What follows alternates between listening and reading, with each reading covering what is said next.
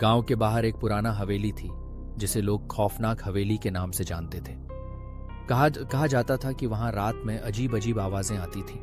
एक रात 3 दोस्त राज, सुमित और पूजा ने हवेली में रात बिताने का निश्चय किया।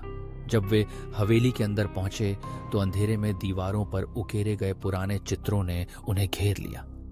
हवेली की ठंडी हवा उनके रोंगटे खड़े कर रही थी। जैसे ही रात गहराई, उन्होंने एक पुरानी किताब पाई जिसमें एक कहानी थी एक महिला की जो अपने पति की हत्या के बाद वहां भटकती थी।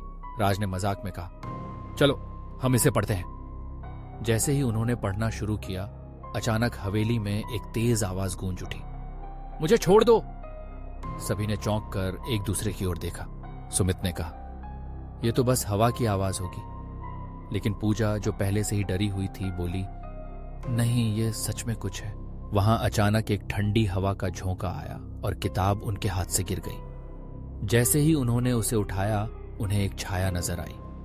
वह एक महिला थी, सफेद साड़ी में लिपटी हुई, जिसका चेहरा अंधेरे में छिपा हुआ था।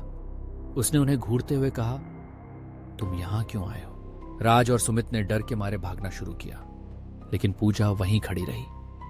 वह महिला ने धीरे धीरे उसके पास आकर कहा, तुम मेरी मदद कर सकती हो। पूजा ने हिम्मत जुटाई और कहा, मैं आपकी मदद करूंगी। लेकिन तभी हवेली की दीवारों से चीखने की आवाजें आने लगीं और सब कुछ अंधेरे में खो गया।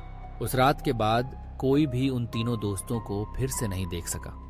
हवेली अब भी खड़ी है और लोग कहते हैं कि रात में वहां एक औरत की रोने की आवाज सुनाई देती है।